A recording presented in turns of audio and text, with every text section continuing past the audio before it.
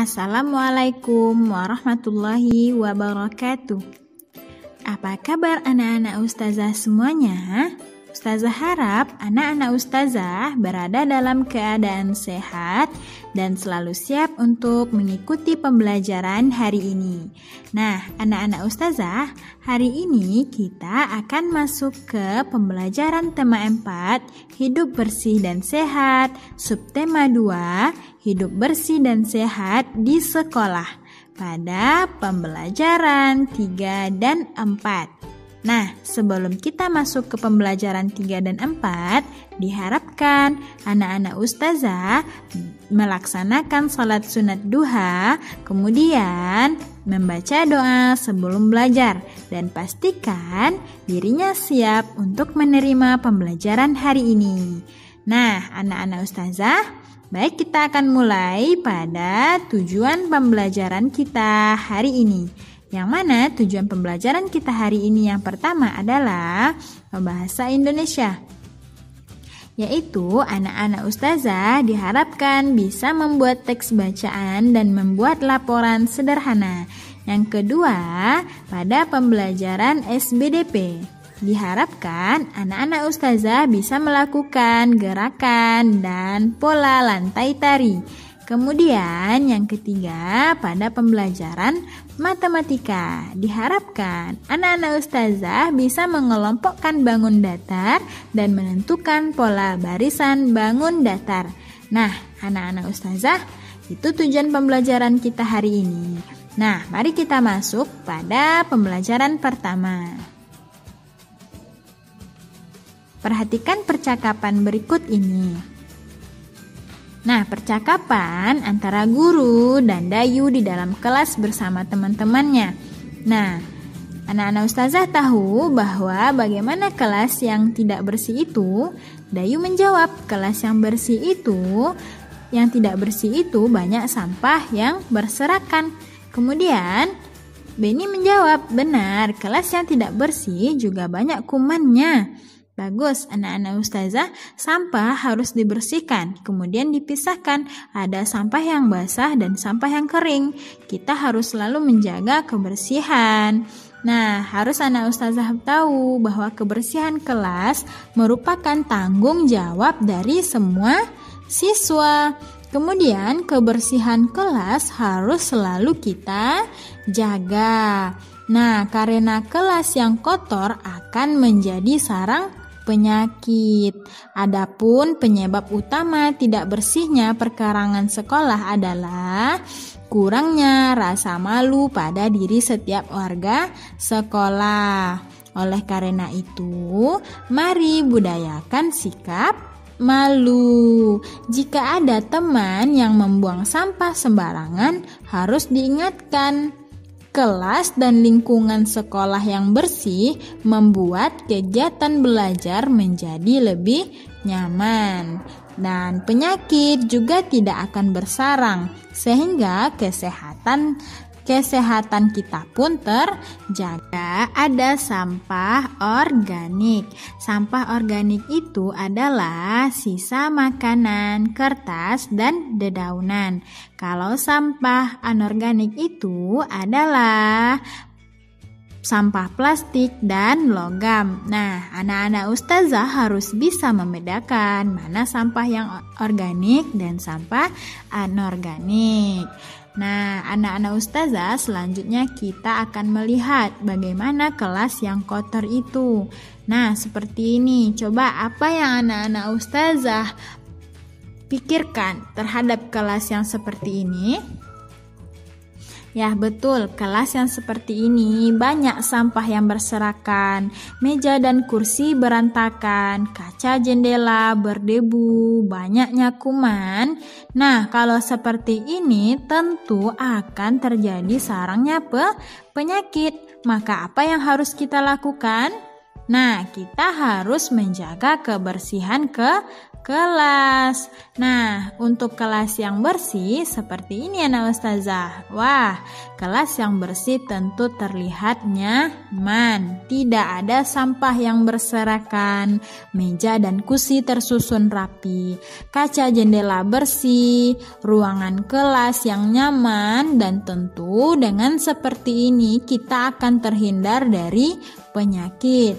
Walaupun sudah bersih, namun kita tetap harus menjaga kebersihan kelas.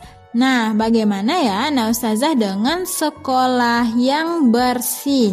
Nah, sekolah yang bersih terlihat lebih indah dan nyaman. Lingkungannya segar, udaranya segar, dan tentu tidak terlepas kita harus membuang sampah pada tempatnya. Nah, jika lingkungan sekolah kita kotor, nah bagaimana bentuk dari sekolah yang kotor? Nah, coba anak ustazah perhatikan gambar ini. Lingkungan sekolah kotor dan tidak rapi. Oleh sebab itu tentu banyak siswa yang sakit. Sampah berserakan di mana-mana.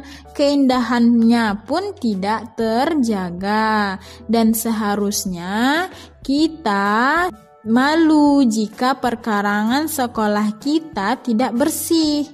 Nah, oleh sebab itu mulai sekarang ayo kita jaga kebersihan perkarangan sekolah dan kelas kita dengan baik agar lingkungan nyaman, hidup bersih dan sehat, serta kita bisa terhindar dari penyakit. Nah, harus kita menjaga kebersihan. Nah, selanjutnya anak ustazah, kita masuk kepada gerakan dan pola tari yaitu menyapu lantai. Pola tari kita menyapu lantai. Nah, pada pembelajaran sebelumnya anak-anak ustazah masih ingat apakah bagaimana gerakan menyapu lantai dalam bentuk tari? Tentu masih ingat ya anak ustazah, sebelumnya kita sudah melakukan gerakan menyapu lantai dalam bentuk tari yang diiringi alat musik. Nah, sekarang kita bisa melakukannya dengan hitungan. Nah, setelah jika anak ustazah sudah bisa, kita iringi dengan musik. Nah, dapat diiringi dengan menggunakan alat musik seperti gendang, rebana, tamborin, dan tifa. Nah, jika anak-anak ustazah sudah bisa, kita bisa mengiringi dengan alat musik. Jika tidak ada alat musik di sekitarnya, bisa menggunakan benda-benda yang ada di sekitarnya. Nah, anak ustazah seperti ini bentuk dari gendang, rebana, tamborin, dan tifa. Nah, setelah kita mempelajari gerakan menyapu lantai dengan hitungan, kemudian diiringi oleh alat musik, nah sekarang kita akan belajar dengan pola lantai gerakan tari menyapu lantai.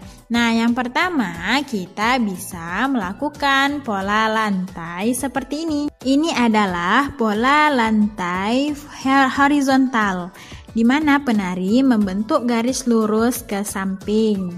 Nah, yang kedua, ini adalah pola lantai vertikal, di mana penari berbaris dari depan ke belakang. Selanjutnya, ini adalah pola lantai segitiga, di mana penari membentuk garis segitiga dengan satu penari di depannya. Kemudian ini adalah pola lantai berbentuk lingkaran, di mana penari membentuk lingkaran. Nah, seperti itu ya anak-anak ustazah, gerakan pola lantai dalam gerakan menyapu lantai. Nah, jika anak-anak ustazah sudah bisa melakukan pola lantai seperti ini, maka bisa kita iringi dengan alat musik yang tadi. Nah, jika kita tidak memiliki alat-alat musik seperti itu, kita bisa menggunakan benda-benda yang ada di sekitar kita. benda seperti botol plastik, atau dengan memukul meja, atau dengan memukul kayu. Nah, yang bisa menimbulkan bunyi. Nah, anak ustazah, untuk pembelajaran selanjutnya kita masuk kepada pengelompokan bangun datar dan pola bangun datar. Perhatikan bangun datar berikut ini. Ayo anak ustazah, siapa yang tahu ini bangun datar apa? Bagus, ini adalah bangun datar segi 5. Kok bisa? Ya, karena bangun datar segi 5 ini memiliki banyak sisinya 5. Kemudian banyak sudutnya juga 5. Kemudian banyak titik sudutnya juga 5. Nah, ini adalah bangun datar segi 5. Selanjutnya, coba perhatikan. Ini bangun datar apa? Bagus, ini adalah bangun datar segi 6. Apa itu bangun datar segi 6? Bangun datar segi 6 memiliki banyak sisi 6, banyak sudut 6, dan banyak titik sudutnya 6. Nah, ini ya anak ustazah, bangun datar segi 5 dan bangun datar segi 6. Nah, anak-anak ustazah harus bisa membedakan segi 5 dengan segi 6. Kalau segi 5 sisinya 5, segi 6 sisinya 6. Nah, coba anak ustazah perhatikan gambar berikut ini. Nah, ada gambar bangun datar, kemudian di bawahnya ada kotak. Nah, kita akan memasukkan bangun datar di atas ke dalam kotaknya masing-masing. Nah, yang pertama, pada bangun datar berwarna biru, kita akan menghitung banyak sisinya. Nah, setelah itu kita akan tahu dia bangun datar segi 5 atau bangun datar segi 6. Ayo kita hitung. 1, 2, 3, 4, 5. Nah, ini merupakan bangun datar segi 5 karena sisinya 5. Maka ia masuk ke dalam kotak bangun datar yang berbentuk segi 5. Oke, bangun datar selanjutnya, bangun datar yang berwarna oranye. Mari kita hitung banyak sisinya. 1, 2, 3, 4, 5, 6. Nah, bagus. Banyak sisinya 6, berarti dia adalah bangun datar segi 6. Dan dia akan masuk ke kotak bangun datar yang berbentuk segi 6. Nah, pada bangun datar berwarna ungu, kita hitung banyak sisinya. 1, 2, 3, 4, 5. Nah, ini adalah bangun datar segi 5 dan kita bisa masukkan ke dalam kotak bangun datar yang berbentuk segi 5. Nah, bangun datar berwarna hijau, mari kita hitung banyak sisinya. 1, 2, 3, 4, 5, 6. Nah, ini adalah bangun datar segi 6. Dia akan masuk ke kotak bangun datar yang berbentuk segi 6. Nah, selanjutnya bangun datar berwarna kuning. Mari kita hitung banyak sisinya. 1, 2, 3, 4, 5. Nah, ada 5 sisi berarti segi 5. Maka dia masuk ke bangun datar yang berbentuk segi 5. Nah, bangun datar yang berwarna merah, coba kita hitung banyak sisinya. 1, 2, 3, 4, 5, 6. Nah, ini adalah bangun datar segi 6 dan masuk kepada kotak bangun datar yang berbentuk segi 6. Nah, seperti itu mengelompokkan bangun datar. Nah, selanjutnya anak-anak ustazah, pola bangun datar. Pola bangun datar itu 2 atau lebih bangun datar dapat dibentuk menjadi pola tertentu. Coba perhatikan pola bangun datar berikut. Nah, ini adalah pola bangun datar lingkaran. Nah, setelahnya pola segitiga. Kemudian bangun datar segitiga. Kemudian bangun datar lingkaran. Nah, pola seperti ini setelah lingkaran kita akan meletakkan pola apa lagi ya berikutnya? Bagus, berikutnya adalah pola bangun datar segitiga. Kemudian pola bangun datar segitiga lagi. Kemudian setelahnya kita selanjutnya apa? Pola bangun datar lingkaran. Kemudian selanjutnya pola bangun datar segitiga, kemudian selanjutnya pola bangun datar segitiga, kemudian ya pola bangun datar lingkaran. Setelah itu segitiga, kemudian segitiga, kemudian lingkaran. Nah, seperti ini ya anak-anak ustazah, pola bangun datar. Kita harus tahu bagaimana pola-polanya. Nah, coba perhatikan contoh berikutnya. Ini adalah bangun datar segi 6. Kemudian ustazah berikan lagi persegi segi 4. Nah, setelah itu ustazah berikan lagi bangun datar segi 6. Berarti setelahnya apa ya? Bagus. Segi 4. Nah, setelahnya bangun datar apa? Bagus. Bangun datar segi 6. Kemudian selanjutnya bangun datar segi 4. Kemudian selanjutnya bangun datar segi 6. Kemudian selanjutnya bangun datar segi 4. Kemudian selanjutnya bangun datar segi 6 lagi. Kemudian selanjutnya bangun datar segi 4. Kemudian bangun datar segi 6. Nah, itu contoh dari pola bangun datar yang kedua. Kemudian coba perhatikan contoh yang ketiga. Ustazah ada pola bangun datar segitiga. Kemudian ada ini namanya bangun datar belah ketupat. Kemudian ini lingkaran. Nah, kemudian Ustazah berikan lagi bangun datar segitiga. Berarti setelahnya adalah bangun datar belah ketupat. Kemudian selanjutnya adalah bangun datar, ya betul, lingkaran. Kemudian setelah lingkaran kita berikan bangun datar segitiga. Kemudian setelahnya kita berikan bangun datar belah ketupat. Kemudian selanjutnya kita berikan bangun datar lingkaran. Kemudian setelahnya kita berikan bangun datar segitiga. Dan kita berikan setelahnya apa?